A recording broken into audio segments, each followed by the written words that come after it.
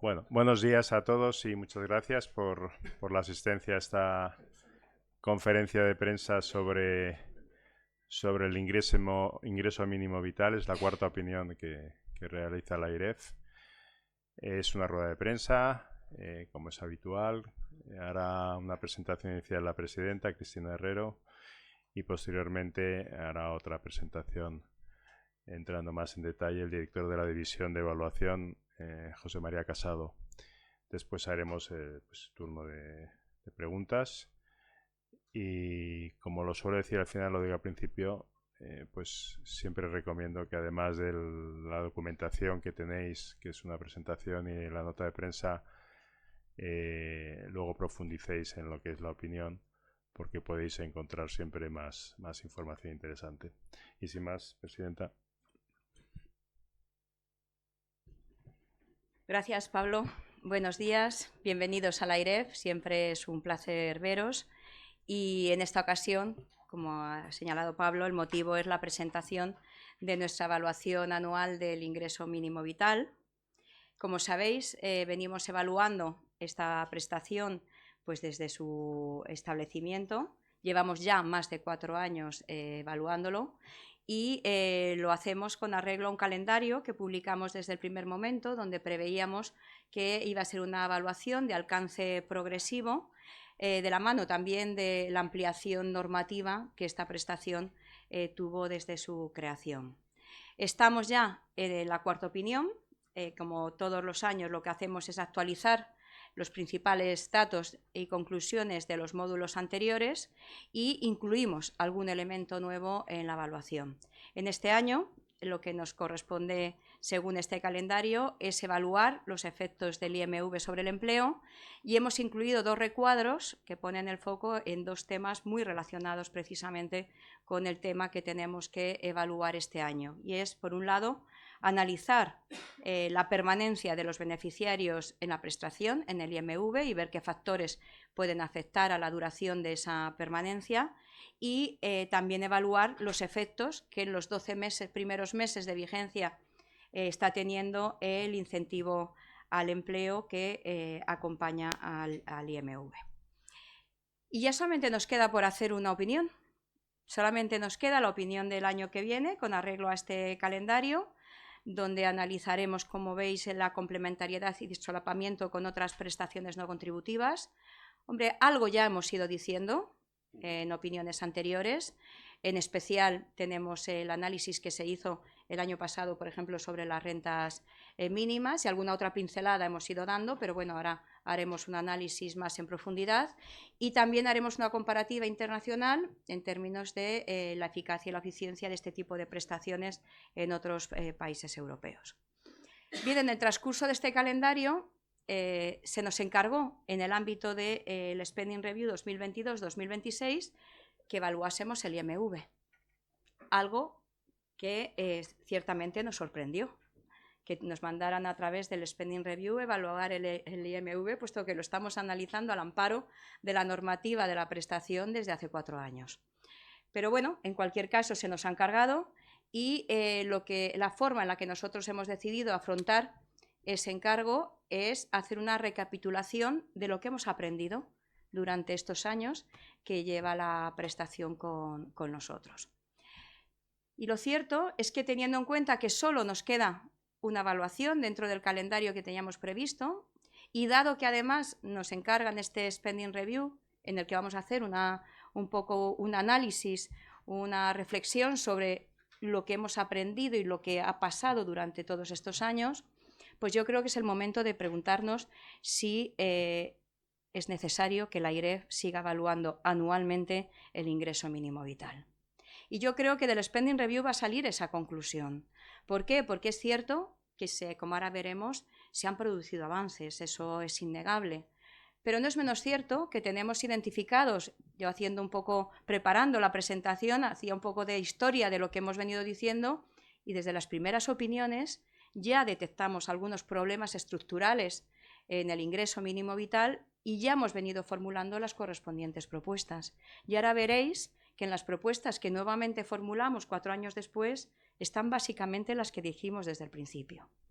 Por lo tanto, el diagnóstico está hecho, las propuestas están formuladas y ahora ya le toca al Gobierno determinar si las quiere aplicar o no y, desde luego, la voluntad de hacerlo en caso de que así lo consideren. Por lo tanto, yo creo que es un poco un momento de reflexión de que, en ausencia de cambios importantes o en la normativa, creo que ha llegado el momento de que se ponga fin a esta evaluación anual del ingreso mínimo vital.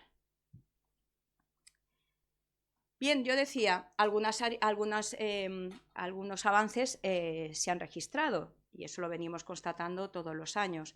Y ciertamente hay un incremento de los beneficiarios, tanto del IMV como del complemento de ayuda a la infancia. Los beneficiarios del IMV se han incrementado un 14% y los de ayuda a la infancia un 34%. También se han reducido los tiempos de tramitación en 45 días. De hecho, los expedientes de las solicitudes presentadas a principio de año y que están abiertos todavía a finales de año, ahora es de un 25% frente al 49% de un año antes. Y tenemos un incentivo al empleo que ha llegado al 30% de los hogares perceptores del IMV. Otra cosa es que, como veremos, con escasa eficacia.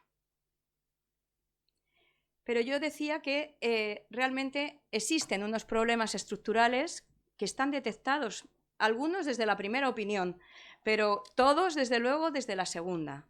¿Qué problemas estructurales o qué limitaciones estructurales presenta el IMV desde el inicio? Pues una cobertura limitada, que en el caso del IMV en 2024 llega al 42% de los potenciales beneficiarios y en el caso del complemento de ayuda a la infancia tan solo al 23%. Desde luego, esto hace que el coste fiscal y el coste presupuestario potencialmente previsto para estas prestaciones pues no alcanza la mitad, en torno a la mitad en el caso del IMV y muy por debajo de la mitad en el caso del complemento a la infancia. Las cifras de non-take-up prácticamente no se mueven. Tenemos punto arriba, punto abajo, pero tenemos unas cifras de non-take-up ligeramente por encima del 50% en el ingreso mínimo vital, prácticamente desde el principio, y de un 72% en el caso del complemento de ayuda a la infancia. Como sabéis, el tema del non-take-up es algo que evidentemente nos ha preocupado desde el principio y son muchos los aspectos que hemos analizado, entre otras, yo hacía referencia al análisis que habíamos hecho en las rentas mínimas de comunidades autónomas con la finalidad precisamente de ver si de alguna forma estaban incidiendo en las cifras de non-take-up y efectivamente nos salió que en torno a un 5% podía deberse a esa falta de coordinación entre el ingreso mínimo vital y las rentas mínimas, si os recordáis del año pasado. Sigue habiendo un alto porcentaje de beneficiarios de la prestación que se ven afectados por un proceso de revisión de rentas, un 68% en el 2024 y sobre todo pongo el énfasis en el 32% que ve disminuir la cuantía de su prestación, pero que permanece en el ingreso mínimo vital, y un 12% que, habiendo causado baja en el ingreso mínimo vital, pues tiene que proceder al reembolso o reintegro de cantidades que en mediana representan en torno a 2.600 euros. En 2024 el principal motivo de denegación sigue siendo un problema no resuelto, que está vinculado al tema del empadronamiento y de la unidad de convivencia. Y, desde luego, se mantienen diferencias territoriales en cuanto al porcentaje de non-take-up, que lo pusimos de manifiesto en el análisis del año pasado, y que no hace más que transparentar la falta de coordinación que hay entre el ingreso mínimo vital y las rentas mínimas, que hace que en algunos territorios, como Cataluña e Islas Baleares, la tasa de non-take-up alcance el 65%.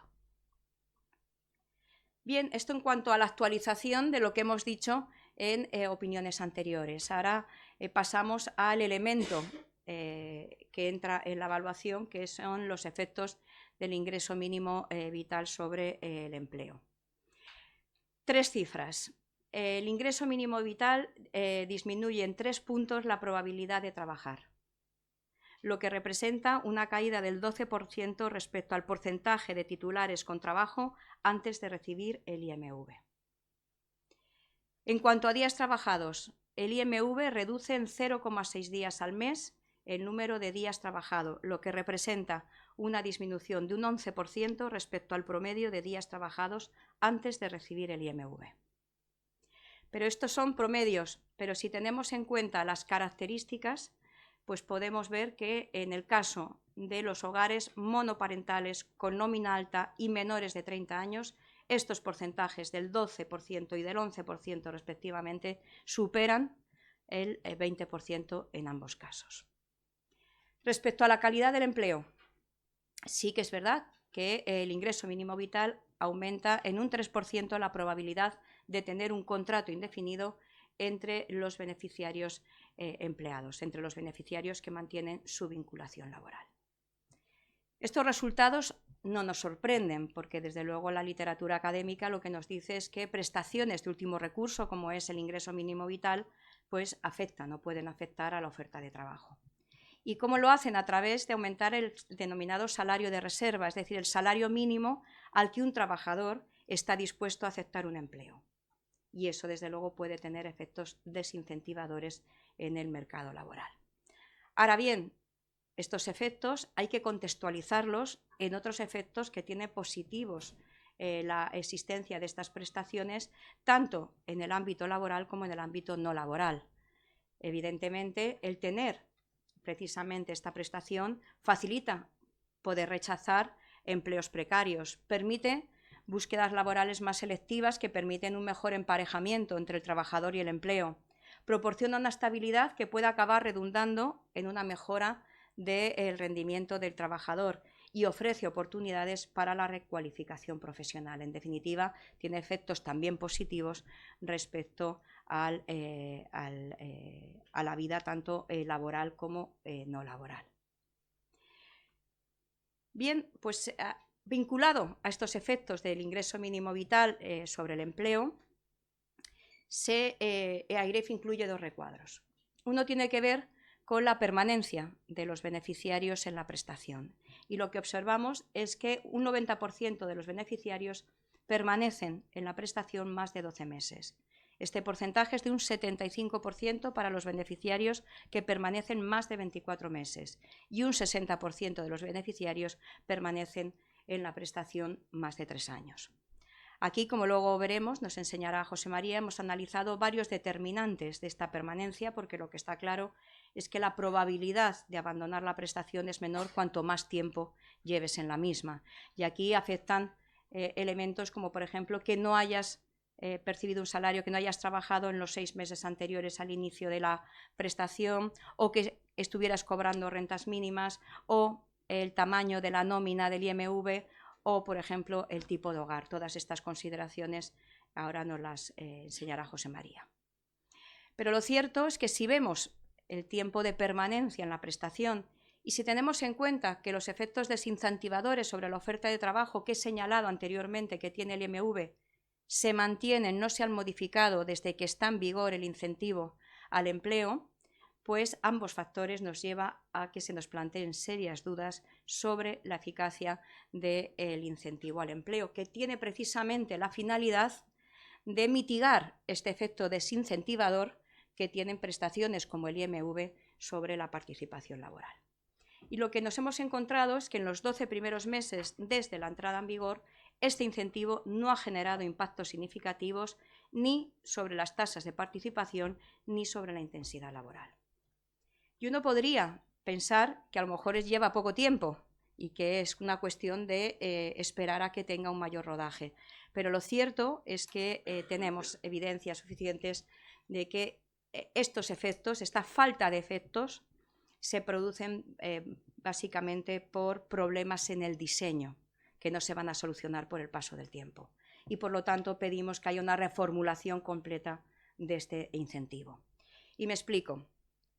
Utiliza una información fiscal desfasada, es decir, tiene en cuenta los incrementos de renta del trabajo en los 2 años anteriores a la percepción del incentivo. Y eso lo que hace es impedir que los beneficiarios perciban de manera clara e instantánea las ventajas de percibir el incentivo. Segundo, no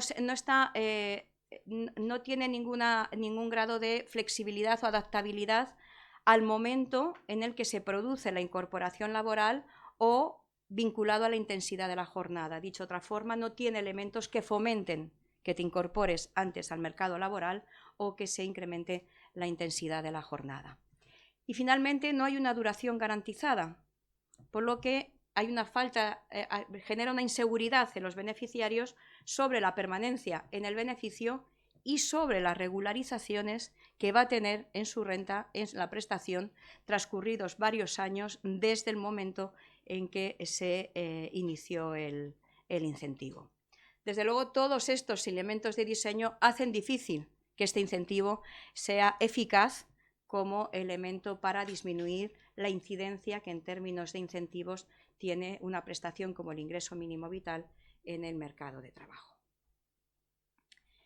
Bien, pues ante esto vienen nuestras propuestas. La mayor parte de ellas las conocéis ya, están presentes desde las primeras opiniones del ingreso mínimo vital. Y es que los problemas estructurales, los problemas que nos vienen preocupando en AIREF desde el principio, siguen estando plenamente vigentes. El primero, las barreras administrativas. Llevamos insistiendo ya desde el principio que es necesario ganar en automatismo. Hay procedimientos que se pueden hacer de manera automática o que se pueden aproximar más en el tiempo. Todas estas barreras administrativas, toda esta falta de automatismo, desde luego generan efectos importantes en el non-take-up, en la capacidad del ingreso mínimo vital para hacer frente y responder a situaciones de pobreza sobrevenida, y también tiene incidencia en las solicitudes de reintegro de cobros indebidos. Por lo tanto, insistimos en que se avance en esta automatización para que permitan la superación de estas barreras administrativas. Insistimos en dos temas concretos que yo creo que está bien para que sepamos un poco de qué estamos hablando. Desde la segunda opinión, llevamos diciendo que podría utilizarse datos administrativos de frecuencia mensual o trimestral. De hecho, en varias opiniones hemos dicho que podría recurrirse a la información que hay vinculada a las cotizaciones sociales, de las que dispone el Ministerio de Inclusión. En la segunda opinión dijimos que el 97% de la renta que percibe un beneficiario del ingreso mínimo vital procede de prestaciones y de rendimientos del trabajo. Y ambas informaciones las tiene el Ministerio de Inclusión. Por lo tanto, sería posible utilizar información de carácter mensual o trimestral que tendría claramente un impacto en los tres aspectos estructurales que nos preocupan: el non-take-up, el no poder hacer frente a situaciones de pobreza sobrevenida y el tema de los reintegros por cobros indebidos. Y este año, además, introducimos una propuesta concreta en materia del complemento de ayuda a la infancia.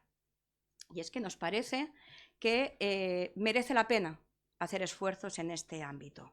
Primero, un elevado non-take-up, un 70 y pico % frente al 50 y algo del ingreso mínimo vital. Segundo, un país con problemas de natalidad, como se pone de manifiesto en todas nuestras opiniones en las que analizamos la sostenibilidad a largo plazo, y en un país donde hay elevadas cifras de pobreza infantil. Por eso, lo que decimos es que sería posible avanzar de manera clara en la concesión de oficio del complemento de ayuda a la infancia, vinculándolo con la información de filiaciones en el registro civil, y eso permitiría cobrar el complemento de ayuda a la infancia desde el momento del nacimiento del niño y hasta la edad que la normativa contemple. Otro aspecto que también venimos diciendo desde el principio es que una política tiene que tener objetivos, pero tiene que tener objetivos cuantificables, si no es muy difícil ver si está siendo eficaz o no si no sabemos a dónde queríamos llegar. Desde el principio dijimos que esta prestación lo que dice es que quiere reducir el riesgo de pobreza. ¿Y qué vamos a entender por pobreza? ¿Qué porcentaje de la mediana de renta vamos a entender que implica la situación de pobreza? Si os acordáis, ya en la primera opinión hicimos una comparativa internacional y, claro, José María no pudo llegar más abajo del 40% de la renta mediana, porque no hay estadísticas a nivel internacional, y lo hicimos con el 40, con el 50 y con el 60. Nos salía que de alguna forma el ingreso mínimo vital podría estar entre el 30 y el 40, pero no lo sabemos, no sabemos qué objetivo tenía. Y en este sentido también es muy importante tener indicadores de gestión, por supuesto, pero no podemos confundir que los objetivos de gestión son los objetivos de la política. Me explico. No puede ser que el objetivo del ingreso mínimo vital sea que todo aquel que tenga derecho a percibirlo lo cobre. Esto es como si el objetivo de un impuesto es conseguir que todo el que tenga que pagarlo lo pague. No, eso desde luego es un objetivo muy loable de gestión, pero no puede ser el objetivo de la política. Lo que tenemos que saber es qué pretende esa política conseguir sobre los potenciales beneficiarios y por qué elige a esos potenciales beneficiarios, no si está llegando o no. Por lo tanto, no me vale que nos digan que el objetivo del ingreso mínimo vital es que todo el que tenga derecho a percibirlo lo perciba. Eso es un objetivo de gestión que desde luego hay que perseguir, pero no es el objetivo de la política. Tercero, aquí sí que se han hecho intentos y avances y se está trabajando en el Ministerio a través de los itinerarios de inclusión, pero es necesario que sigamos diciendo que es necesario reforzar los programas de acompañamiento individualizado. Tenemos que recordar que el colectivo destinatario de esta prestación es un colectivo que está en situaciones de vulnerabilidad económica y, por lo tanto, requiere una atención particular y un acompañamiento individualizado. En cuarto lugar, por transparencia, por coordinación y por evaluación, es necesario que se siga la estadística y los datos que el año pasado incluimos en nuestra opinión del ingreso mínimo vital, donde fue posible tener una comparativa en términos homogéneos del ingreso mínimo vital y de las rentas mínimas de las 17 comunidades autónomas. Este trabajo no se puede perder, pero ya no le corresponde a la AIREF hacerlo, evidentemente. Y aquí es necesario que se siga evaluando cuál es la incidencia de las rentas mínimas en la evolución del ingreso mínimo vital y también cuál es el grado de cobertura global de la pobreza en España. Aquí creo recordar que el ingreso mínimo vital tiene un órgano de coordinación entre el Estado y las comunidades autónomas. Pues es el seno donde tienen que plantear que este trabajo continúe. Y por último, y esto sí que es novedoso, puesto que es el primer año que se analiza en profundidad, los problemas de diseño que he mencionado que tiene el incentivo al empleo, su falta de visibilidad, su falta de transparencia en cuanto a la duración y su falta de adaptabilidad a temas como el momento de incorporación o la jornada, la intensidad de la jornada, nos lleva a proponer la reformulación completa de este incentivo. Ahora, como suele ser habitual en estas ruedas de prensa de evaluación, José María va a incidir en cada uno de estos resultados, os va a enseñar cuál es el análisis que hay detrás, a graficar estos resultados y luego, pues, por supuesto, habrá el turno de preguntas correspondientes.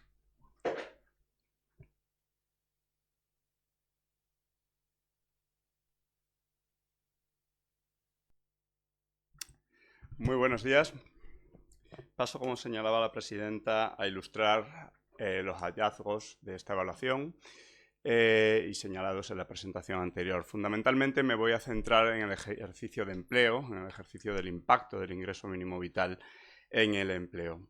Mire, este gráfico que les muestro aquí es un gráfico que queríamos hacer desde los inicios del ingreso mínimo vital.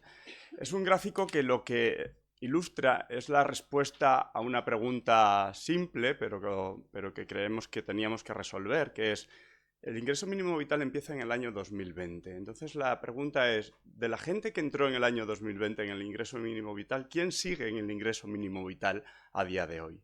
Pues esto es lo que responde este gráfico. Si nos vamos a ese año 2020, pues obviamente, transcurrido 2 meses, el 100% de estas personas que entraron en el año 2020 en el ingreso mínimo vital continúan. Y este gráfico lo que va mostrando es como 6 meses después, el 98,5% de la gente que está disfrutando del ingreso mínimo vital permanece en el ingreso mínimo vital, ¿de acuerdo? Entonces, aquí lo que vemos es que transcurrido 12 meses tenemos este 95%, transcurrido 2 años permanece en el 74,3%, o transcurrido 36 meses pues permanece el 50%.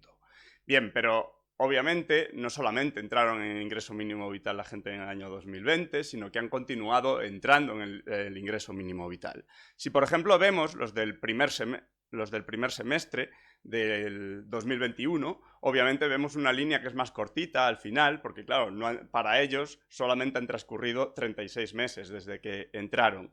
Y estas son las duraciones que vemos de estos individuos. Por ejemplo, a los 12 meses, aquí pues todavía estaba el 95,7, mientras que los que entraron... Perdón, estos son los del 2020, estaba el 95,7, mientras que los que entraron en el primer semestre del 21 estaban el 87,8.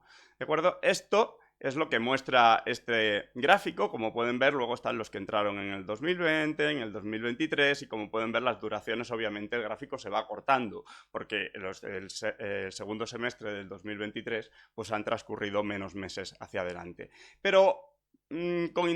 si veis los del semestre del 2020, es verdad que salen del IMV quizás antes y el resto tienen duraciones muy similares. Si promediamos estos efectos, sale este gráfico, es decir, tenemos diferentes cortes que definimos los economistas o diferentes grupos en función del mes de entrada en el IMV. Para no tener que dar los datos para cada una de las cortes, hemos hecho un ejercicio promedio, que son estos datos que les señalaba la presidenta anteriormente. A los 12 meses, el 90%, transcurridos 12 meses, el 90% de los beneficiarios del IMV permanecen en el IMV. A los 24 meses, aproximadamente el 75%, y a los 3 años pues tenemos un 60%, ¿de acuerdo? Bien, una posibilidad es que las duraciones sean diferentes en función de las características de la gente, y esto es lo que este recuadro ilustra. Por ejemplo, personas que cobran importes de IMV superiores a la media, pues permanecen en el IMV más tiempo. Esto tiene toda la lógica bajo la teoría económica que señalábamos anteriormente. El salario de reserva de estos individuos es mayor y tienen menos incentivo a salir al mercado laboral. También tenemos personas que venían cobrando una renta mínima. Si recuerdan, en la tercera opinión hicimos este ejercicio de cuánta gente del IMV también cobraba la renta mínima. Pues usando esos datos vemos como la gente que en el pasado cobró rentas mínimas también permanecen más tiempo en el ingreso mínimo vital. Muy importante es ver si trabajaron a lo largo de su vida laboral. Fíjense, para hacer este ejercicio hemos mirado la vida laboral pasada de todos los beneficiarios del ingreso mínimo vital, y lo que vemos es que aquellos que nunca trabajaron antes pues tienen una duración mayor en el ingreso mínimo vital. Quizás son individuos con una mayor vulnerabilidad o menos propensión por algún elemento a poder trabajar.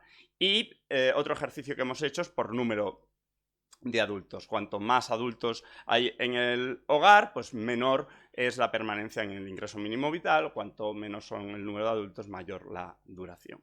Bien, ¿y por qué este ejercicio es pertinente y vinculado a la oferta de empleo?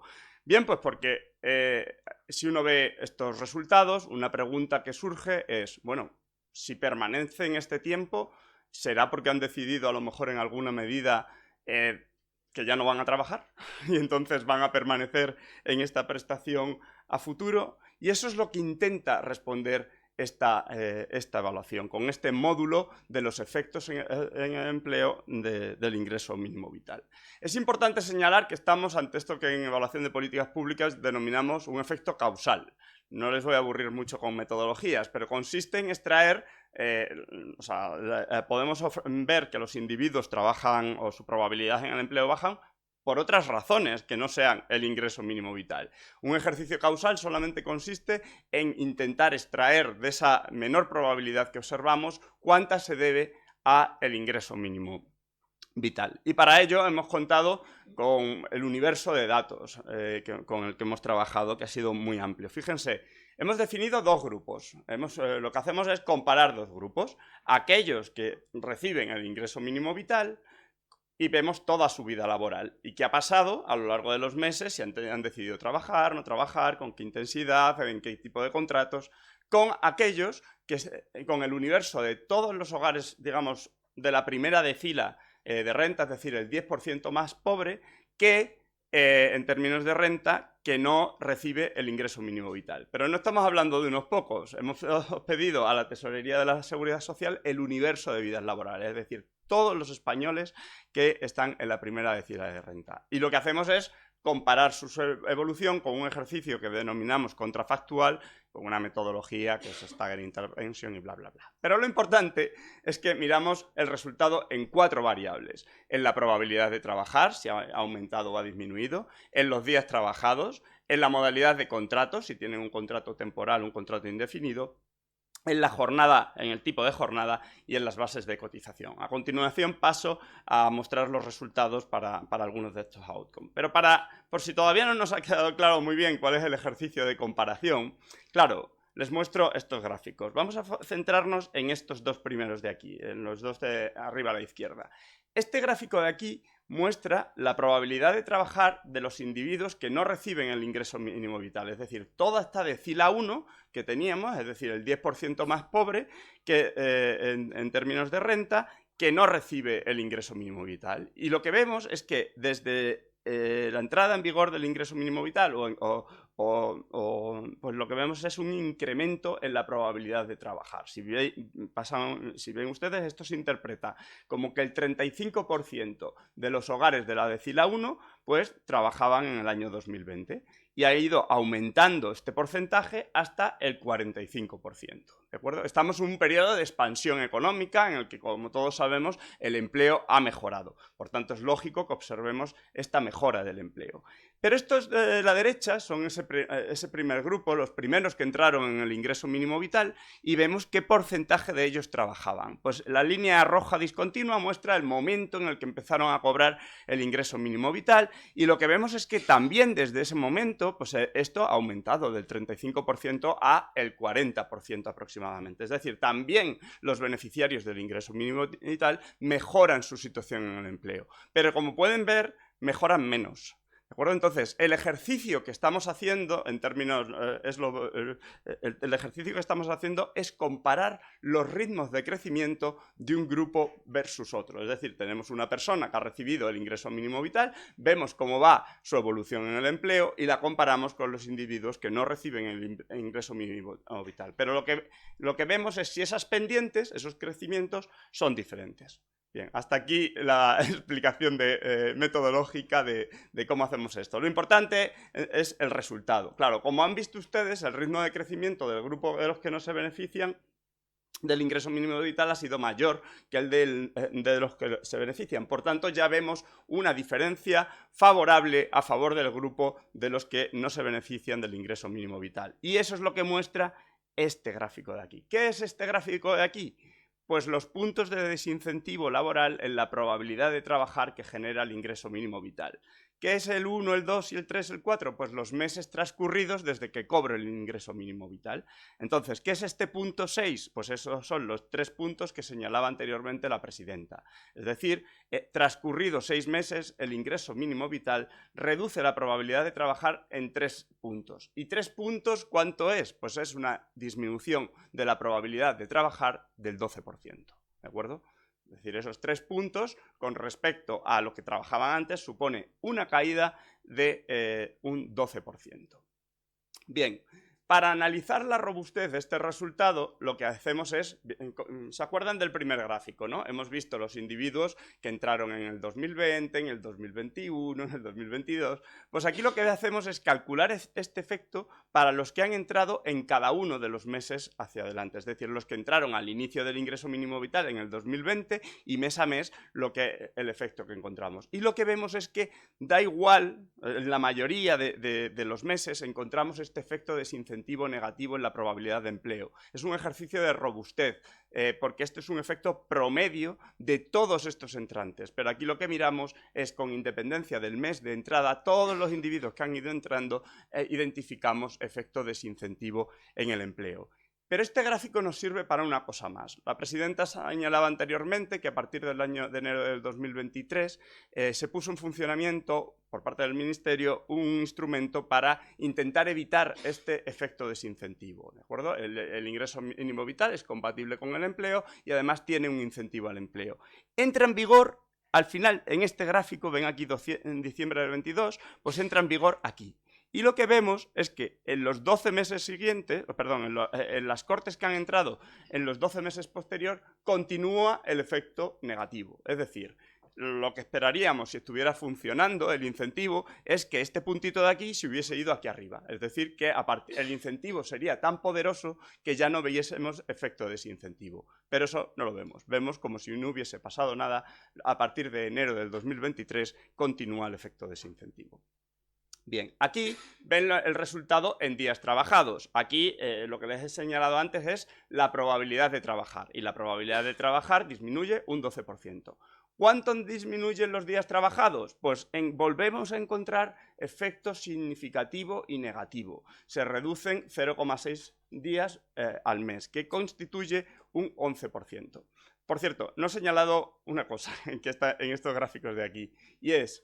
Bien, es cierto que tenemos este efecto desincentivo, pero a lo mejor este efecto desincentivo es mayor en algunos grupos. Hay personas que en promedio hemos identificado este efecto del 12%, pero ¿qué pasa con los que reciben una nómina alta? Pues fíjense, el efecto ya es mayor. Tenemos que en varios grupos este desincentivo supera el 20%. En los de nóminas altas, en los hogares monoparentales, que están aquí abajo en este gráfico, si ven el gris, ven como donde antes teníamos 3 puntos de desincentivo, ahora tenemos 6 puntos de desincentivo. Y en el caso de la edad, el desincentivo también sale mayor en los menores de 30 años. Por tanto, nos quedamos con que tenemos un efecto promedio general del 12%, pero que en algunos grupos supera el 20%. Resultados similares obtenemos en los días trabajados, efecto desincentivo del 11% y, de nuevo, mayor efecto desincentivo del 20% en los grupos de nóminas altas, hogares monoparentales y menores de 30 años. Y, por último, miramos un tercer outcome, que es la calidad en el empleo. Y es cierto que sí que encontramos una mejora en los contratos, en la calidad de los contratos. Es decir, tenemos que la probabilidad de tener un contrato indefinido aumenta en un 3%.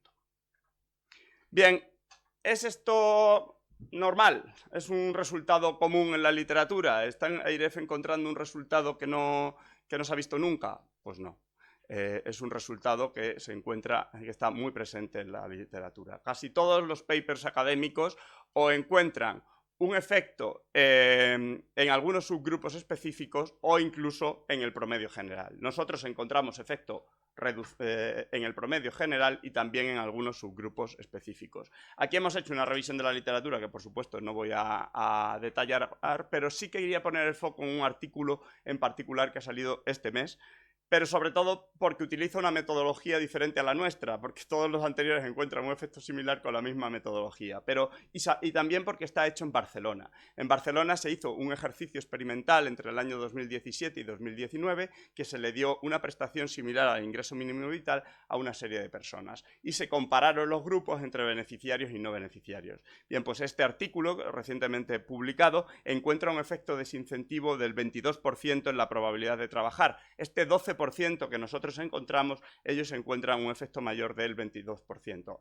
Hay que decir que esto es un experimento aleatorio focalizado en 2.500 personas. Nosotros estamos analizando el universo de la prestación del ingreso mínimo vital, es decir, todos los beneficiarios y todos los controles de la decila 1.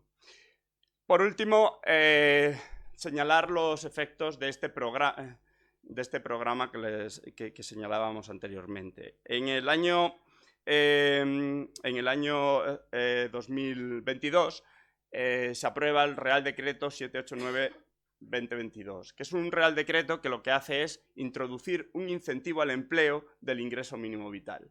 ¿Con qué finalidad? Pues con la de mitigar este efecto desincentivo al empleo que estamos encontrando hoy en esta evaluación y en esta presentación. Entonces, hacemos un ejercicio muy sencillo, que es comparar estos dos gráficos. Fíjense, el gráfico de la izquierda es el efecto desincentivo que encontramos mirando solamente a los hogares que reciben el ingreso mínimo vital, a los adultos, antes de la puesta en funcionamiento del incentivo. Y entonces encontramos estos 3 puntos de desincentivo. Y lo comparamos con los que han recibido el IMV después de la puesta en funcionamiento de este incentivo, en enero del 2023. Es el gráfico de la derecha. ¿Qué resultados encontramos? Exactamente los mismos. 3 puntos de desincentivo en la probabilidad de trabajar, 3 puntos de desincentivo en la probabilidad de trabajar. Pero ¿y cuándo vamos a los días trabajados? Pues encontramos este 0,6 días de reducción antes de la puesta en funcionamiento del incentivo y justo 0,6 días después del incentivo. Es decir, el incentivo no está funcionando en el objetivo de mitigar los efectos en la oferta de trabajo. ¿Es esto sorprendente? Bueno, pues tampoco es tan sorprendente. El diseño del incentivo al empleo es complicado de explicar y complicado de entender. Por tanto, no sé si lo voy a intentar. Pero déjenme que les ilustre con algunas características que tiene este incentivo. Lo primero que aplica en este incentivo es que tienes que incrementar la renta para que se te aplique. Es decir, tienes que estar todos los años incrementando la renta para que se aplique. Voy a poner un simple ejemplo. Supongamos una persona que cobra 500 euros de ingreso mínimo vital todos los meses, ¿de acuerdo? Y ahora esta persona decide trabajar y trabaja por 300 euros al mes. Bien, pues el primer año que empieza a trabajar, de esos 300 euros, para el cálculo del IMV se le van a descontar los 300. Por tanto, va a seguir cobrando 500 euros de IMV y 300 por su nómina. Estamos el primer año en 800 euros. Estamos en esta definición de aquí en el tramo 1. No voy a entrar en technicalities. Pero cobra 800 euros. Bien, compensa trabajar. Ahora, el segundo año, si no incrementa su renta, no se le descuentan estos 300 euros a efectos del IMV.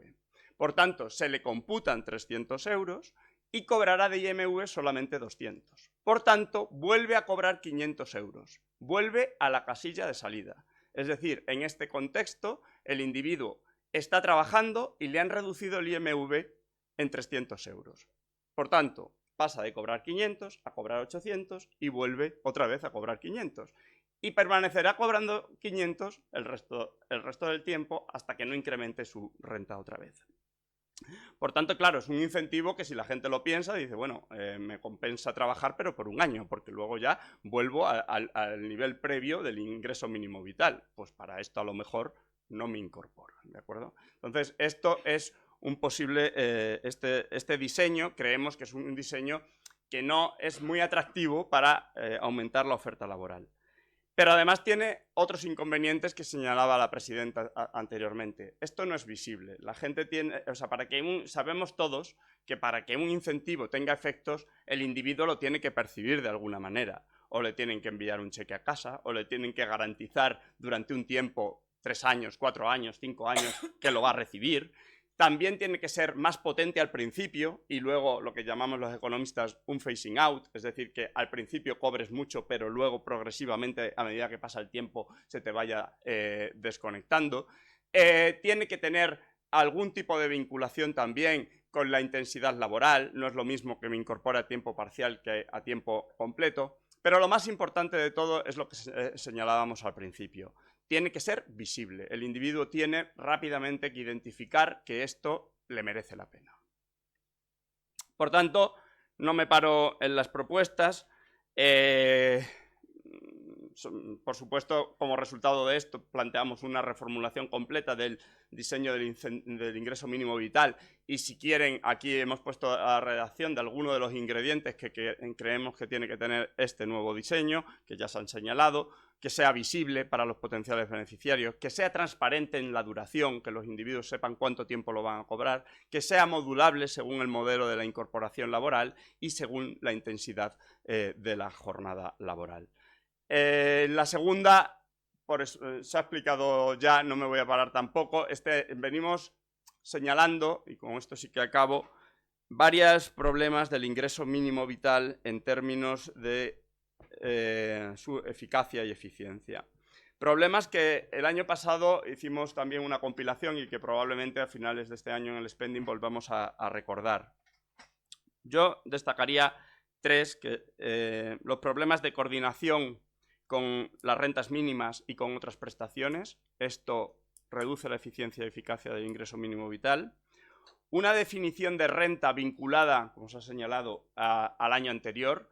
en vez de al mes o la nómina de hace 2 meses, que genera este mecanismo de devoluciones y de reembolsos que desincentiva entrar en el ingreso mínimo vital a sus beneficiarios, y una definición de una unidad de convivencia que no existe en los datos administrativos y que, por tanto, genera una deriva burocrática en la tramitación que dificulta el trabajo tanto a la Administración como al beneficiario, al potencial beneficiario del ingreso mínimo vital. Por eso venimos señalando la necesidad de introducir más automatismos, que sea más automática la concesión y, en especial, y este año, dado el 72% de la tasa de non-take-up que mantiene el CAPI, dado que España sigue liderando los indicadores de pobreza infantil, pues pensamos que hay que automatizar más el CAPI para que desde el momento que nazca un niño pues se cruce la información con las bases de cotización de sus padres y instantáneamente se le conceda a este hogar el CAPI. Muchísimas gracias.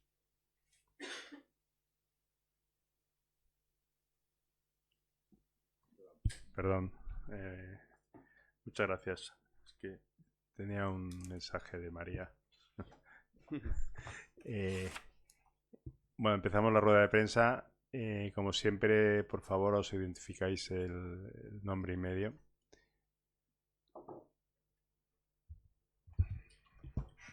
Hola, buenos días. Gracias por la presentación. Soy Cristina del Confidencial. Tenía 2 preguntas. La primera, si ese 12% de reducción de la probabilidad es mucho o poco.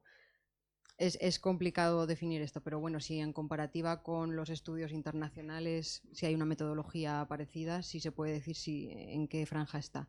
Y luego, por otra parte, relacionado con esto, si es, digamos, un mal asumible hasta cierto punto si mejora el emparejamiento en el empleo. O sea, hasta qué cierto punto podemos asumir que se trabaje menos si luego mejora otros aspectos del empleo.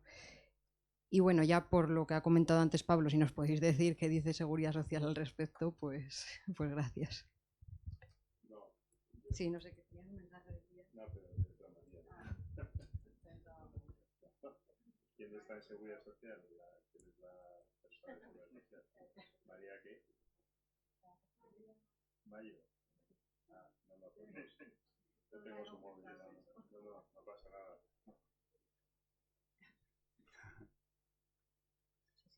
Sí.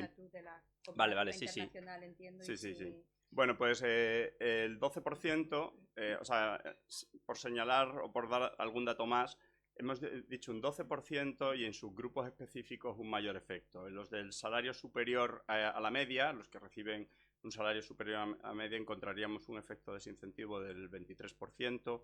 En los menores de 30 años, un efecto del menos 29%. Y en los hogares monoparentales un efecto del 20%, ¿de acuerdo? Los hemos aglutinado todos en una frase mayor del 20%, pero para que tengáis algún dato más de los efectos puntuales. Los efectos son mixtos, se encuentran y estamos en magnitudes similares. Bueno, he comparado con un paper que sí que saca un efecto en conjunto del 22%, nosotros un 12%, un poquito más bajo con respecto a este artículo en particular, pero sí que es verdad que en algunos subgrupos específicos en la literatura encuentra efectos en estos intervalos, 20, 10, 30%, o sea, estamos en esos valores. Valorar si es mucho o poco es una cuestión complicada, porque es decir, eso, o sea, si una política en un colectivo determinado está desincentivando un 20 o un 30%, pues depende un poco o sea, es difícil valorar, ponderar si esto es mucho o poco, la verdad. Yo creo que la comparativa internacional, veis que hay un módulo el año que viene donde podremos profundizar en todas estas cuestiones. En cualquier caso, yo creo que estoy de acuerdo, es difícil valorar lo que es mucho o poco, pero es un peaje que hay que pagar por tener prestaciones de esta naturaleza. O sea que en ese aspecto no nos sorprende, más allá del porcentaje que pueda suponer de desincentivo. Lo que sí que, en lo que nosotros sí que podemos entrar es en que si se pone una medida para de alguna forma mitigar ese efecto desincentivador que es inherente a las prestaciones de último recurso, tiene que ser eficaz. y lo que nosotros vemos es que no lo es. Y no lo es no por falta de rodaje, hombre, algo se podría a lo mejor mejorar, pero nos parece que es cuanto antes se actúe sobre el diseño, mejor, porque por lo que hemos comentado tanto José María como yo, un incentivo que no se percibe porque utiliza incrementos de renta de hace 2 años, que no modula en función de la rapidez de incorporación o de la intensidad de la jornada, y que encima te genera incertidumbre sobre cuánto tiempo lo vas a percibir y sobre si va a llevar luego algún proceso de revisión de rentas, pues lo cierto es que no parece que sea un incentivo que de entrada pueda ser eficaz. Entonces yo creo que ahí es donde hay que poner el esfuerzo, en que si se crea un incentivo para evitarlo, sea eficaz. O sea, en este sentido, señalar que la persona solamente se da cuenta de que recibe el incentivo porque en las revisiones de renta se considera y entonces la posible devolución de dinero que tiene que devolver es inferior. Pero vamos, ni se entera de cuál hubiese sido el escenario en el supuesto caso de que no existiera el incentivo. Es decir, o sea, desde el momento en el que empieza a trabajar no hay nada que señalice que el individuo le dice, se te activa el incentivo. Y entonces digo, qué bien es esto de trabajar como consecuencia de esto. O sea, solamente 18 meses o 12 meses después, cuando se hacen las revisiones, en vez de devolver 3.000 euros, pues a lo mejor tiene que devolver 1.500. Es una cuestión en el cálculo administrativo que hace el Ministerio en el cruce entre Seguridad Social y la Agencia Tributaria. El individuo no percibe nada, no percibe un cheque, no percibe nada. Laura Olías del diario.es, gracias por la presentación. Quería preguntarles en los ejemplos de la literatura, veo el estudio de la Rica y Gorjón de 2019 de renta mínima vasca, que ellas me parece que no detectan como que en promedio haya retraso en inserción laboral, o sea, parece como más positiva en ese sentido. No sé si hay alguna medida de la renta mínima vasca de cara a incentivo al empleo que se pueda imitar si tiene mejores resultados en ese sentido. También les quería preguntar sobre las barreras estructurales del ingreso mínimo vital. No sé si en su opinión una de las principales es, o sea, hay que cambiar lo de unidad de convivencia, porque veía de su propuesta de automatismo con el CAPI, con la ayuda por hijo, en la Seguridad Social siempre, cuando se propone cualquier propuesta de mayor automatismo, siempre responde lo mismo, no se puede porque el ingreso mínimo vital se vincula a una unidad de convivencia que no existe ningún otro tipo de registro, es decir, el CAPI miraríamos las nóminas de sus padres, pero no sabemos qué unidad de convivencia tienen. Hay que empezar por desvincular el CAPI, podría ser una opción, empezar desvinculando el CAPI a la unidad de convivencia y luego ver qué tal funciona, intentarlo con el ingreso mínimo. En ese sentido, si tienen alguna propuesta con la unidad de convivencia concreta. Y por último, en ocasiones anteriores creo que incluyeron análisis de cuántos beneficiarios del IMV habían tenido habían sido contactados por los servicios públicos de empleo. No sé si en esta ocasión tienen algo al respecto, porque creo que los datos eran muy bajos en el pasado, y saber si seguimos igual, si no hay vinculación ninguna. Gracias. Bueno, pues respondo con respecto al ejercicio de Sara.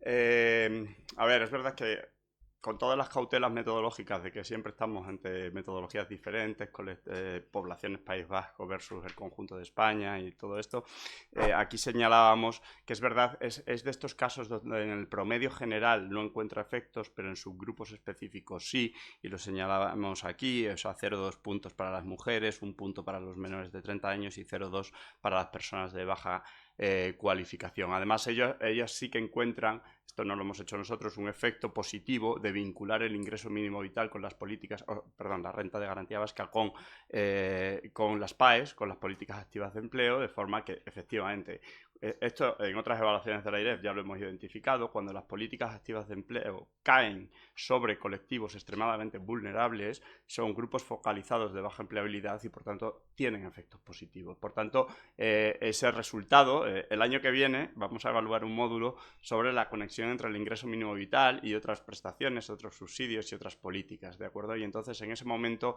estaremos en mejor condición para responder a tu pregunta, pero la literatura generalmente señala que esa conexión con el empleo o vincular con mecanismos de incentivos al empleo bien diseñados funcionan, pero ojo, que ese es el objetivo de este incentivo al empleo que estamos proponiendo. Ese incentivo al empleo no deja de ser al final una subvención o un subsidio a la oferta de trabajo.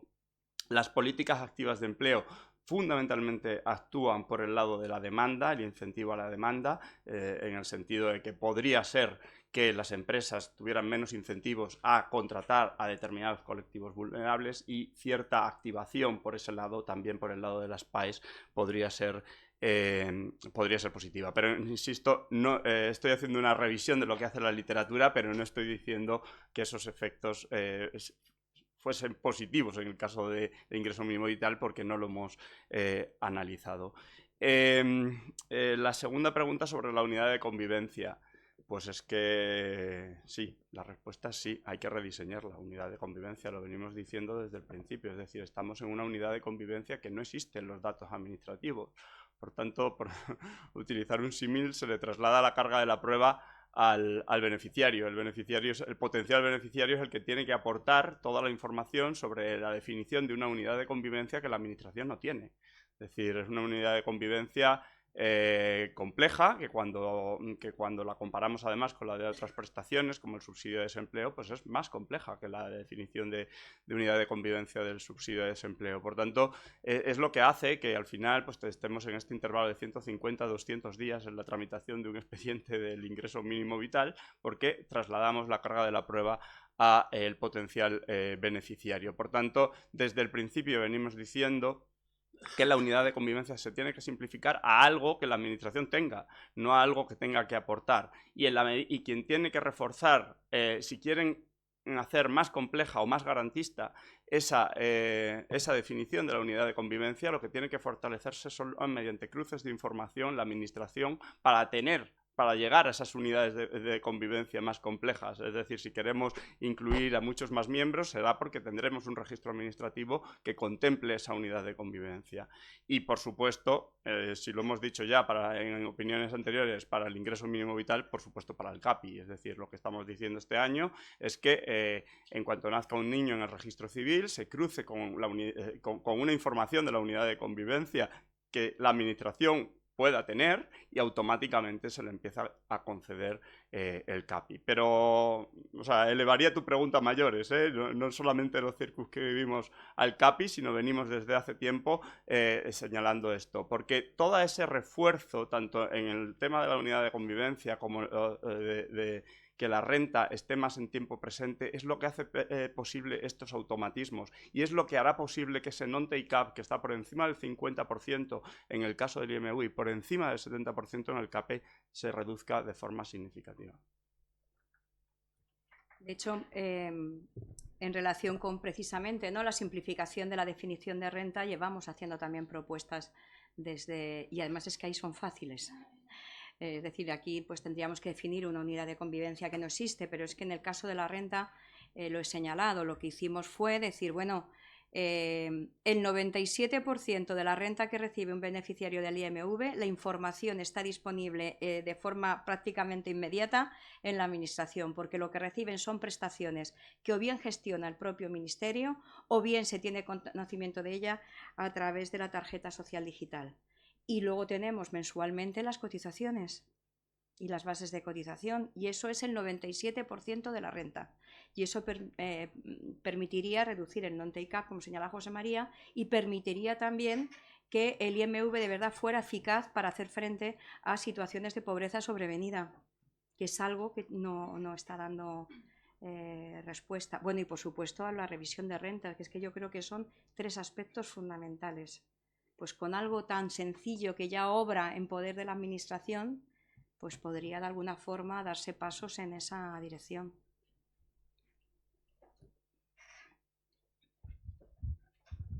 Sí, hola, buenos días. José María Camarero de ABC.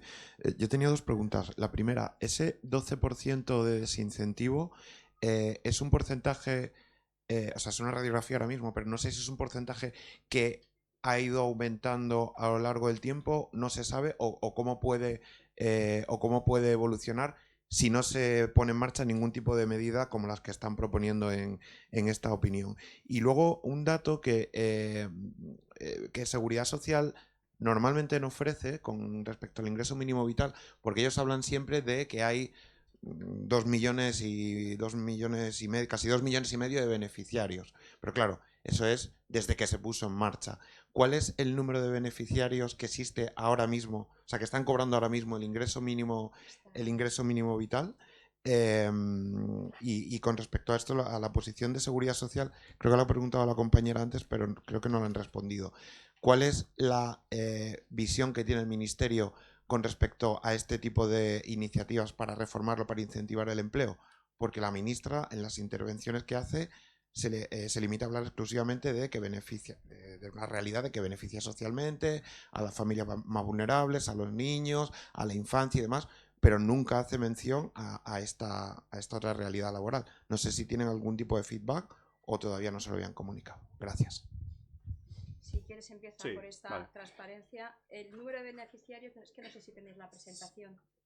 Vale, pues está en la primera diapositiva o en la segunda, perdón, de las mías, donde se habla de los avances. Se dice que aumentan un 15% los beneficiarios, me parece, y se pone, no sé si son 300 y pico mil.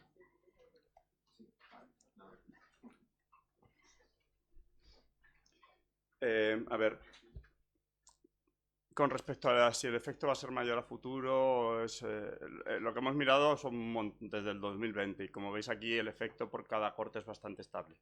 Por tanto, la respuesta, ese 12%, como señalamos, es el efecto, ¿de acuerdo?, a los 6 meses.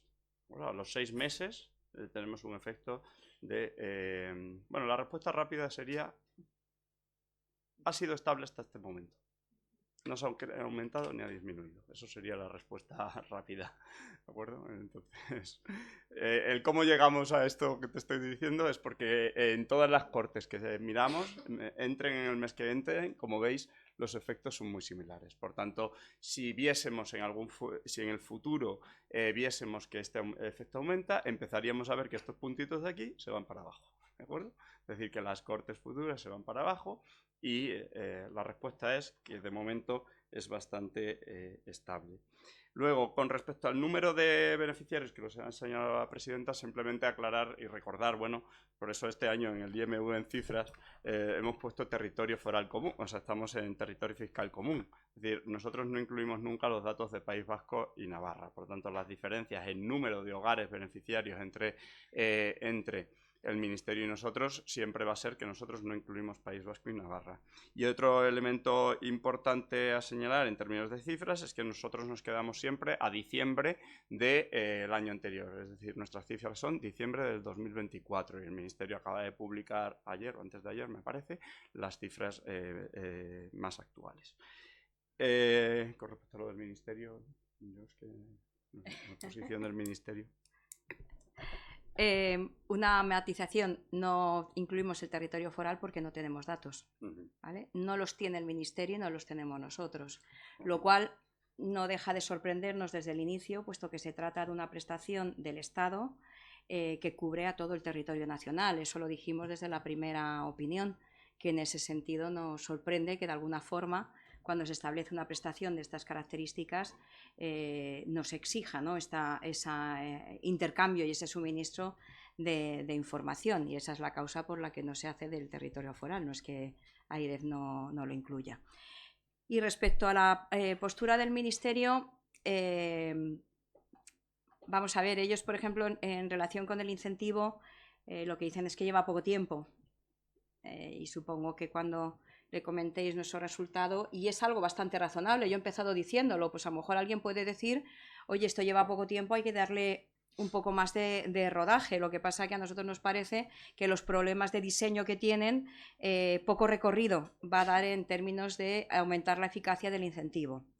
sí que se hace referencia en el documento a, por ejemplo, las características o la regulación del complemento de apoyo al empleo del subsidio de desempleo, que evidentemente no sabemos todavía si es eficaz o no, pero sí que es verdad es que hay algún elemento en su diseño que nos parece que precisamente podría contribuir a superar alguna de las deficiencias que tiene este, como es la proximidad en el tiempo, como es una mayor transparencia, como es una mayor garantía de duración, como es una flexibilidad es modulable en función del momento, la intensidad de trabajo, en fin, que hay una serie de factores que sí que nos parece que podría tenerse en cuenta sin perjuicio de que evidentemente tampoco sabemos si es eficaz o no.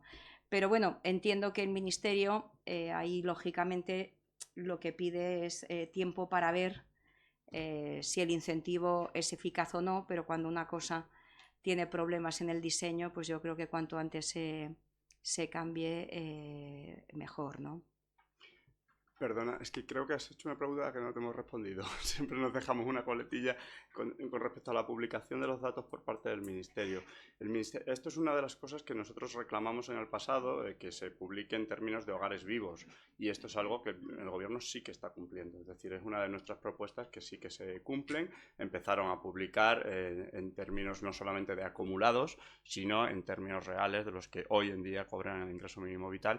Y bueno, por supuesto ellos manejan las dos cifras y usarán una u otra según les interese o según quieran darle más visibilidad a una cifra o a la otra, pero la realidad es que sí se están publicando estas cifras y eso fue una de las propuestas de AIREF que el Gobierno está cumpliendo.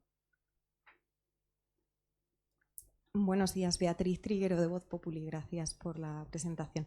Yo tenía dos preguntas. La primera, no sé si podéis profundizar un poco más en el tema de las revisiones y devoluciones, cómo han evolucionado en el tiempo, bueno, a lo largo de estos 2 últimos años, cuántas de ellas están justificadas y no sé si también podemos ver un poco cómo afecta esto a las cuentas públicas.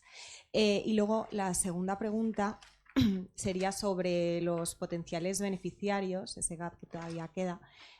Aunque creo que lo vais a analizar en profundidad el año que viene, no sé si habéis llegado a alguna conclusión en este último análisis sobre el tema del subsidio, los mayores de 52 años, en fin, cómo esto puede estar afectando, ¿no?, al ingreso mínimo. Gracias. Pues mira, yo sobre el primero de los temas hay un gráfico incluido, ¿vale?, donde se ve cómo ha evolucionado lo que es los beneficiarios afectados por el proceso de revisión de rentas en el 2022, en el 2023 y en el 2024. Porque ahí sí que lo que hemos visto es que uno de los efectos que tuvo la entrada en vigor del incentivo al empleo, aún no siendo su objetivo, es que reduce el porcentaje de beneficiarios que se ven afectados por el proceso de revisión de rentas. De manera que en el 2022 era un 80 y pico % y en el 2023 ya es el 65% y en el 24 el 68%. Pero sí que es verdad que si se ve en principio algo que parece positivo, evidentemente, que en vez del 80 y pico %, el 83% eran en el 22 y ahora estamos en el 68%, pero no es menos cierto que si veis la división, ¿no?, de dónde, en qué grupo se produce esa disminución de casi 20 puntos, pues resulta que justo en los que causan baja en el IMV, que entiendo que es el caso más grave, porque ya no estás en la prestación y entonces no te pueden ir compensando lo que tienes que devolver, sino que tienes que proceder al reintegro, en ese caso la incidencia ha sido poca. Teníamos un 16% en el 22, un 7% en el 23 y un 12% en el 24. Pero, o sea, esa comparativa por años sí que la puedes encontrar en la página 22 del informe. Y la otra pregunta que habías hecho, yo creo que... ¿Era la relativa a...? Lo del subsidio...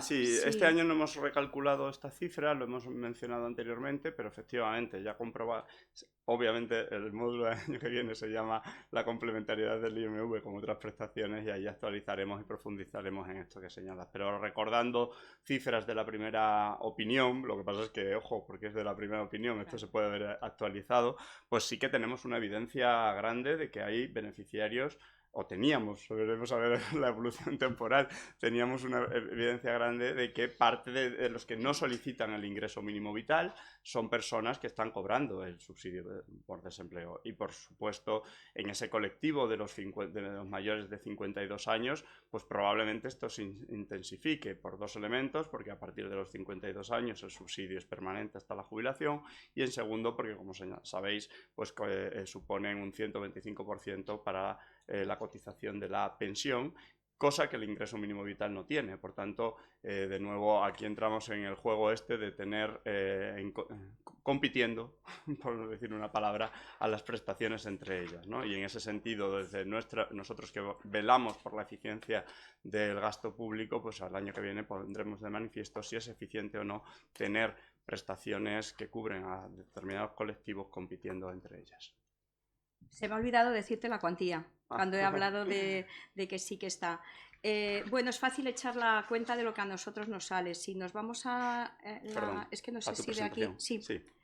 Pues donde ponemos qué porcentaje se ven afectados, ponemos la cuantía promedio. Aquí. Teniendo en cuenta cuáles son el número de beneficiarios, pues entonces te sale más o menos. ¿Qué nos puede preocupar? El que disminuye y que está aumentando respecto, por ejemplo, al 2022, y el que causa baja. Si tenemos en cuenta esos dos colectivos, estaríamos hablando de unos 200 y pico millones, ¿vale? 100 y algo en uno y 100 y algo en otro. Mira, tenemos aquí, tenemos beneficiarios, 392.000 hogares, ¿vale? Pues el 12% de eso, y por un promedio de 2.615, pues creo que nos salía 100 y pico, y el 32% con 845 me parece que nos salía otros 100 y algo. Estaríamos hablando en total 200 y pico millones.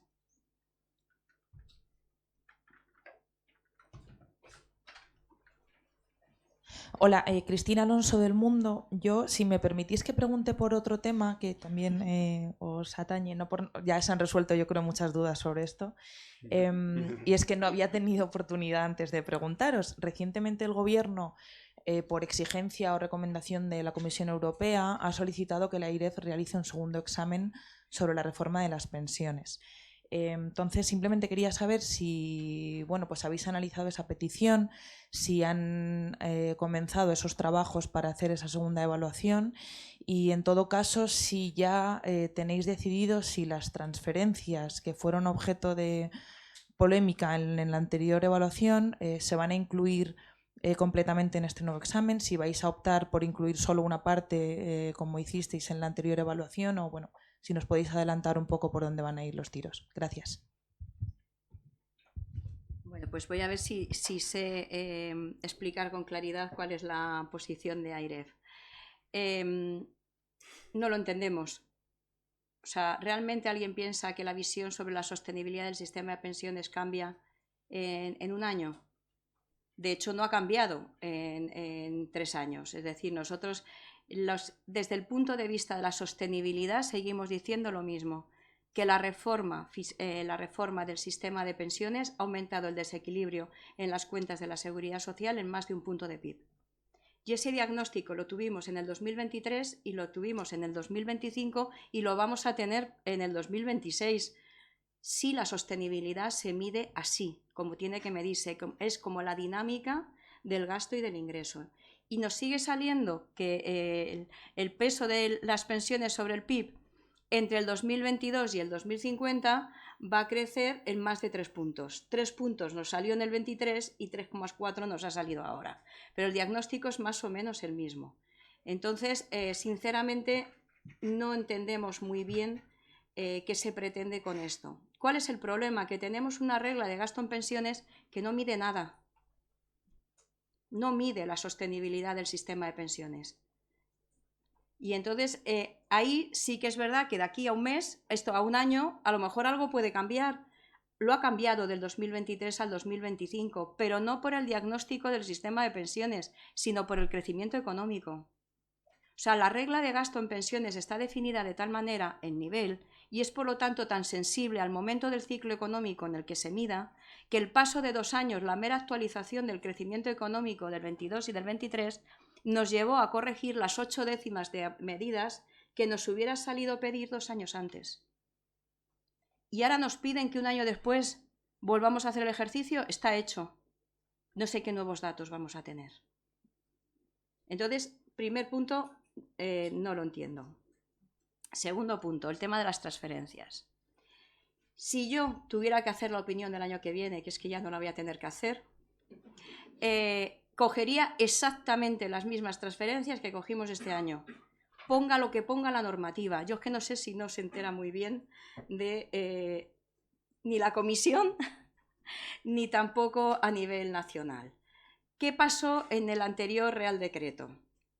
El anterior Real Decreto, que ni siquiera era Real Decreto Ley, lo que nos dicen es que tenemos que tener en cuenta los ingresos que afectan a la sostenibilidad, las medidas de ingresos que mejoran la sostenibilidad del sistema de pensiones. Apartado A. Apartado B. Nos recuerdan que son ingresos de seguridad social las transferencias. Evidentemente, eso no hacía falta que nos lo recordasen, pero lo que sí que mira AIREF es qué parte de esas transferencias, o mejor dicho, qué parte de las medidas que se han adoptado en esas transferencias de verdad mejoran la sostenibilidad del sistema de pensiones. Y eso son las 3 décimas que cogimos el año pasado y que desde luego yo espero que se cojan el año próximo. 1 décima, pensiones no contributivas. Esas se financian sí o sí con transferencias del Estado. ¿Qué podría decidirse? Que a lo mejor sería más limpio que las pensiones no contributivas no estén en el lado del gasto. Pero si están en el lado del gasto, tienen que tener la correspondiente financiación en el lado del ingreso, porque si no llegaríamos al absurdo que las pensiones no contributivas son las que ponen en peligro el sistema de pensiones. Y te pediríamos medidas para cubrir el aumento, por ejemplo, de las pensiones no contributivas, que si no hay acuerdo llevarían a un aumento de las cotizaciones. Acabáramos, ahora las pensiones no contributivas se van a financiar con cotizaciones. O sea, que es que eso no hay ninguna duda y alguien se lo tendrá que explicar a la comisión. Nosotros lo hemos hecho, pero no sé si les ha quedado claro. Y las otras 2 décimas, lo que hay es un sistema de bonificación de las cotizaciones que afectan a determinados regímenes especiales, como es, por ejemplo, el régimen del mar y el especial agrario, o bonificaciones para temas de formación que, con posterioridad al 2020, el Estado decide financiar esa parte de la bonificación con transferencias. En mi opinión, eso mejora la sostenibilidad del sistema de pensiones. ¿La sostenibilidad del conjunto de las administraciones públicas? Evidentemente no, ¿vale? Pero está vinculado al sistema de cotizaciones. Bien, no lo cojo. Y AIREF pide medidas. Y yo cojo el gobierno y digo, no me hace falta ir ni al Parlamento. A partir de ahora, en vez de hacer una bonificación, lo que voy a pagar son subvenciones para que las empresas cubrir las partes del coste de la cotización. Un proceso mucho más farragoso, todos sabemos cómo funciona todo el tema de subvenciones, y llego al mismo efecto. No mejora la sostenibilidad de las administraciones públicas, pero ay, amigo, eso sí que me pone el tic la comisión, porque sí que está por la vía de la cotización. Es lógico que porque cambie el instrumento el diagnóstico sea distinto. Por lo tanto, tengo clarísimo que esas 3 décimas de transferencias deben cogerse y no otras. Y por finalizar, esto no puede ser. O sea, nosotros ya hemos dicho desde hace tiempo que este tipo de medidas atenta contra nuestra independencia y desde luego contra nuestra autonomía de gestión. Tenemos una ley orgánica que nos dice muy claramente lo que tenemos que hacer. Unos informes que son los que son y ni uno más ni uno menos, unas opiniones que se emiten a iniciativa propia de AIREF, no por imposición legal, y unos estudios que se nos encargan y que ahí sí que tenemos posibilidad de gestionar nuestros recursos. ¿Por qué? Porque planteamos un calendario. Por lo tanto, no puede ser que una ley ordinaria o que reales decretos, como son el caso de los 2 últimos casos de pensiones, vengan a contravenir de alguna forma lo que dice nuestra ley orgánica. Y en este sentido llevo denunciando mucho tiempo, tanto en ruedas de prensa como en el propio Congreso, que hay que parar esta deriva.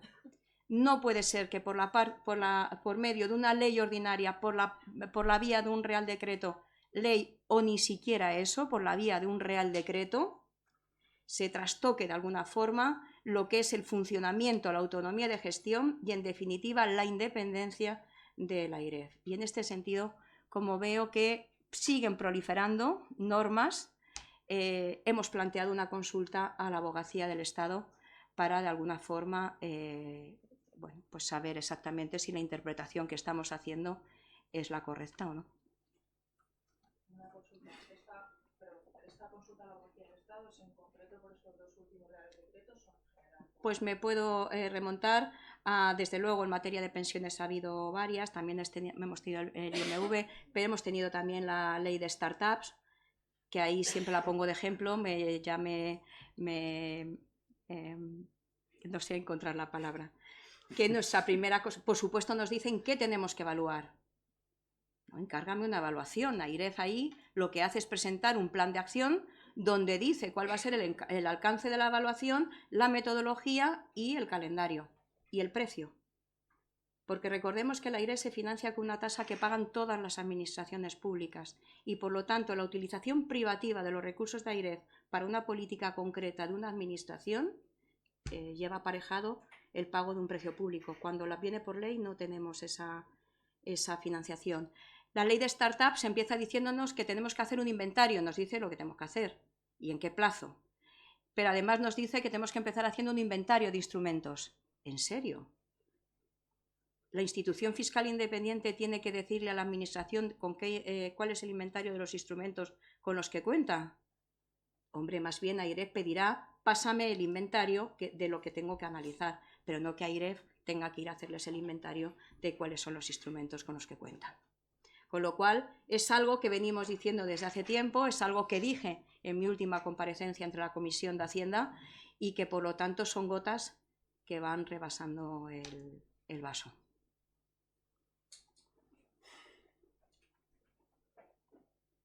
Buenos días, soy Carmen Obregón de Diosjepti. Aquí desde Groenlandia casi porque hace un frío terrorífico. Bueno, a ver, dos cuestiones. Recientemente la Comisión, en su documento de trabajo, hace una anotación a propósito de la AIREF y le dice al Gobierno que no le está dando datos e información suficiente para poder elaborar sus informes. No sé si es exactamente lo que dice. Debería haber un memorándum o un protocolo de colaboración donde quedaran siempre muy claros cuáles son las informaciones que se tienen que dar al AIREF. En este sentido, el Gobierno se ha puesto en contacto con la AIREF para intercambiar, no sé, para que haya un feedback sobre este tema que me parece mollar. Y luego, hablando de pensiones, recogiendo el testigo que me ha dejado mi querida Cristina Alonso, ¿qué opinión tiene? Ya sé que ustedes no dan opinión, pero no puedo perder esta oportunidad. ¿Qué opinión tienen de la determinación del gobernador del Banco de España asegurando que ya no se va a incorporar al informe anual un informe de las pensiones? Gracias. Mira, respecto a los MOU, es algo que yo creo que está puesto como recomendación, no sé si en el primer informe que hicimos, o sea, hace ya casi 12 años, y no ha habido nunca una respuesta por parte ni del Ministerio de Hacienda ni del Ministerio de Economía, que serían los dos principales ministerios con los que tendríamos que firmarlo. Porque, por ejemplo, sí hemos firmado convenios con la Seguridad Social, sí con la Agencia Tributaria y en determinadas áreas ese aspecto ha funcionado bien. ¿Por qué es fundamental esos protocolos? Porque la ley nunca puede entrar al detalle de, bueno, aparte de que las leyes se incumplen, eso también, pero no puede entrar en el detalle de qué es lo que necesita AIREF y en qué momento. Yo creo que el caso más claro es el aval que tenemos que hacer del escenario macroeconómico. Muchas veces, a pesar del plazo que nos dice la ley, tenemos que hacerlo en un plazo muy breve, a veces ha sido de 2 o 3 días. A veces hemos salido justamente el día antes de una revisión del INE y la revisión del INE ha invalidado ya completamente el análisis del del aval de AIREF y no hemos dispuesto de esa información que iba a salir al día siguiente. Se nos manda un escenario macroeconómico que se supone que incorpora medidas, pero de las que no tenemos detalle, con lo cual nos es muy difícil valorar y sería necesario tener un escenario macroeconómico a políticas constantes y con la entrada de las medidas. Y pongo un ejemplo muy claro, nunca sabemos en ese escenario macroeconómico cuál es el impacto del plan de recuperación que está incluido en el escenario del Gobierno. Con lo cual, nosotros, fíjate que en el último informe, de los últimos informes, hemos propuesto hasta hacer una aval a la italiana, que lo hace en 2 fases.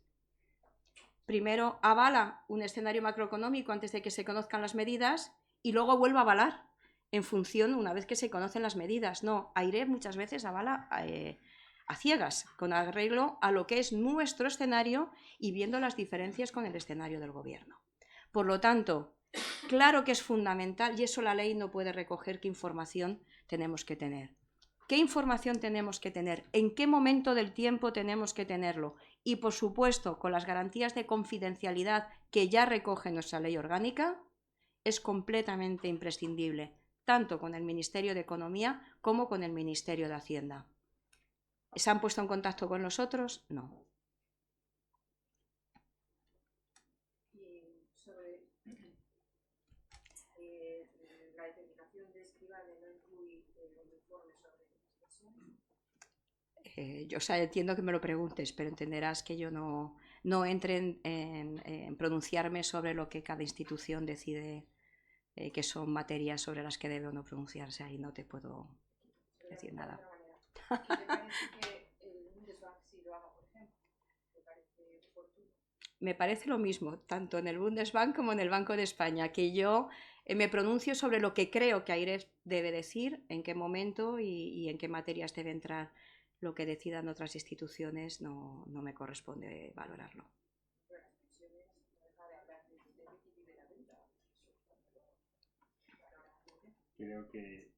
Creo que no te va a contestar.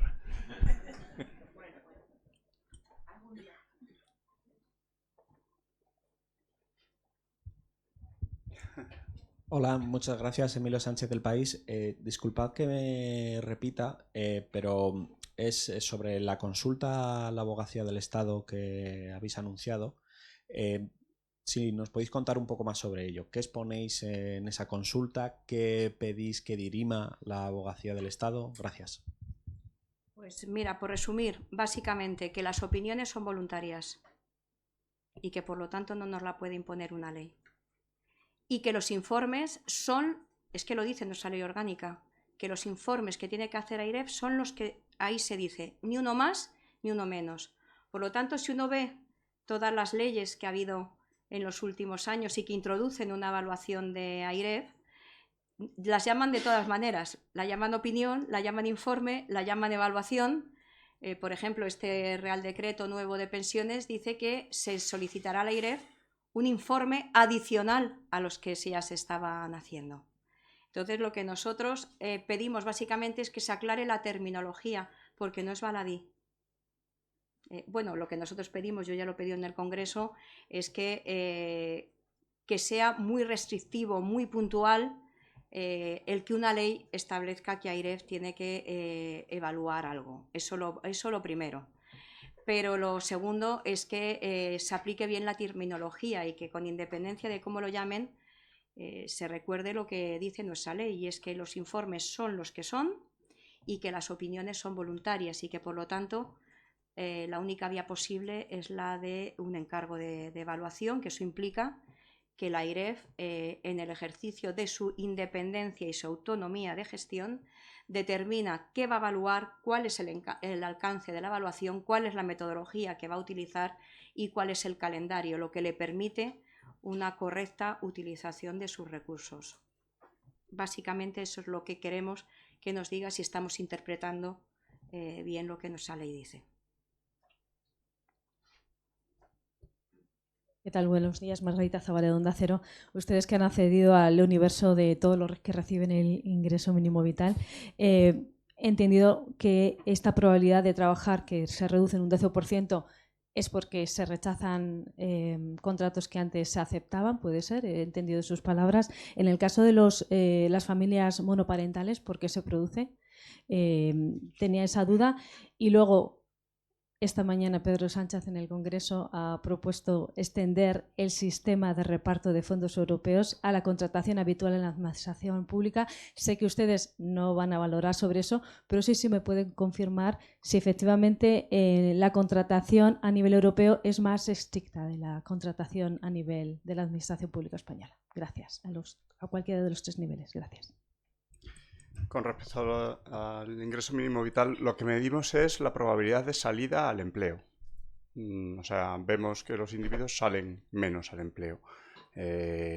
Nosotros en la vida laboral lo que vemos es el salto de estar desempleado e inactivo al empleo, pero no sabemos si entre medias ha habido un contrato que han rechazado o no. O sea, es decir, la vida laboral lo que nos informa, no nos informa de si ha habido un rechazo en un potencial contrato.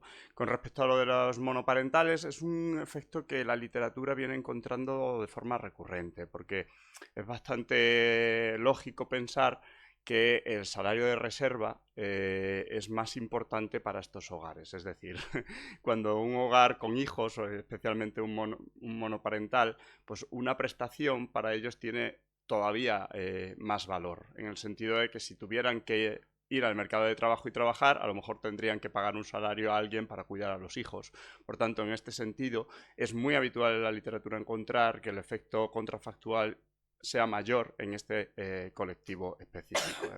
No le puedo garantizar que este sea el motivo de por qué encontramos este efecto, pero es una casuística muy habitual. En el paper este que recientemente publicado en 2025 del experimento que señalaba antes de Barcelona, también ese efecto del 22% se eleva al 32% en las madres con hijos, incluso en los padres con hijos, porque efectivamente hay un coste de oportunidad muchísimo mayor y el valor que tiene para ellos una prestación, una garantía de ingresos, pues es mayor y por tanto el posible efecto desincentivo. Pero esto entra dentro de estos peculiaridades o matices que hemos indicado anteriormente, que efectivamente, aunque veamos efectos negativos en el empleo, es probable que mejoren en otros outcomes como la conciliación o la calidad del empleo, o incluso hay artículos que vinculan mayores niveles de felicidad individual a este tipo de prestaciones. En particular, esta evaluación se focaliza en empleo y calidad del empleo, pero no incide tanto en estos elementos. En la segunda pregunta. Realmente no sé muy bien a lo que se refiere, no he podido escuchar al presidente. No sé si lo que quiere es aplicar el procedimiento previsto para el plan de recuperación, transformación y resiliencia a otros procedimientos de contratación, si lo que quiere es aplicar procedimientos europeos que haya en otros países o en la propia Unión Europea al ámbito nacional. Desde luego,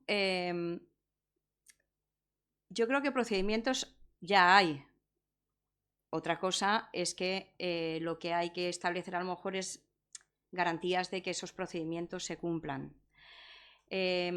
Por otra parte, tenemos que buscar el equilibrio. Yo creo que el año pasado participé en una mesa, en unas jornadas que organizaba el Cercle de Economía, donde precisamente se quejaban de lo tedioso que eran los procedimientos administrativos. Entonces, tenemos que guardar un poco ese equilibrio entre procedimientos garantistas y agilidad en la administración, con lo cual yo creo que no es fácil. O sea, no estoy juzgándolo a medida que ha anunciado porque no desconozco, sino simplemente como planteamiento, ¿no? General.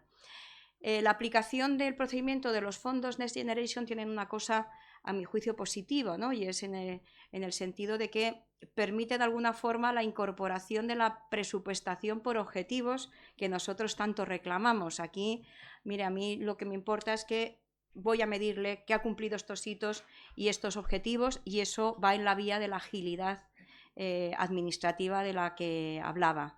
Por lo tanto, entiendo que de lo que se está hablando es de buscar ese equilibrio, ¿no? Por otra parte, si lo que estamos mirando es a los procedimientos europeos, no sé si probablemente tienen muchos controles y muchas garantías, pero son tediosos, y tenemos el ejemplo de nuestra evaluación externa, que pensábamos hacerlo a mitad de mandato y acabamos de sacar los resultados precisamente porque los procesos de licitación europeos, desde luego no sé si son muy eficaces. Por lo tanto, a falta de que, bueno, a los fondos.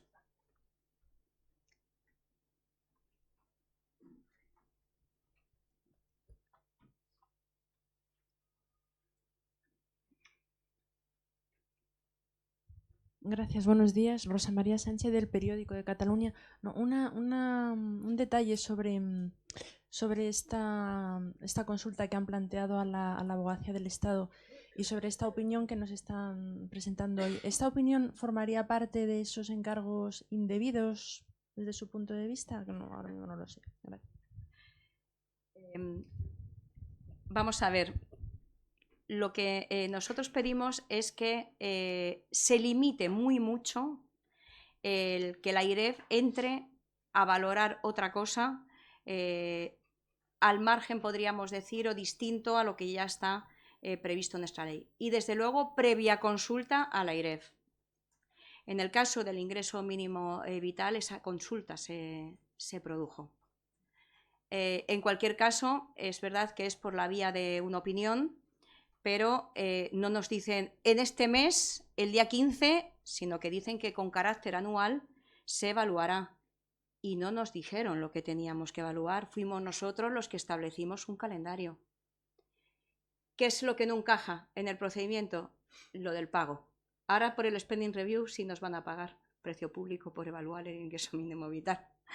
Eso es lo que quiebra.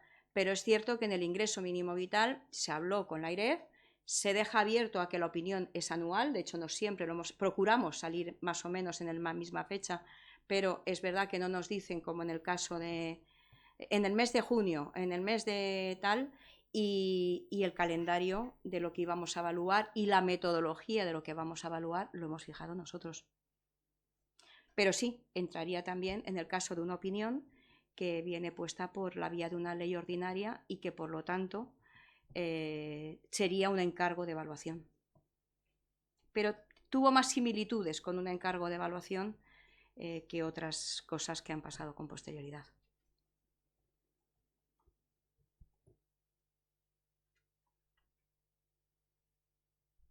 ¿Alguna pregunta más? Bueno, pues muchas gracias. Como siempre, creo que la próxima semana tenemos la presentación de un último informe para acabar la temporada de verano. Y, Presidenta, por si quieres despedir. Pues que nos vemos la semana que viene. Espero veros a todos.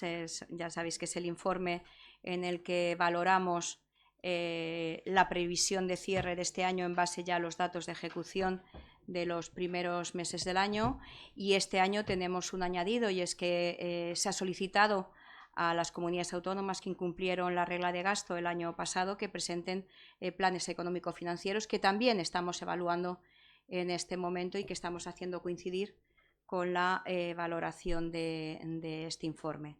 Con lo cual yo creo que tendrá el interés, y ya pues la semana que viene os desearé feliz verano, porque de momento todavía nos queda un poquito más. Muchísimas gracias, como siempre, por vuestra acogida, por vuestro interés y por acudir a las ruedas de prensa de AIREF.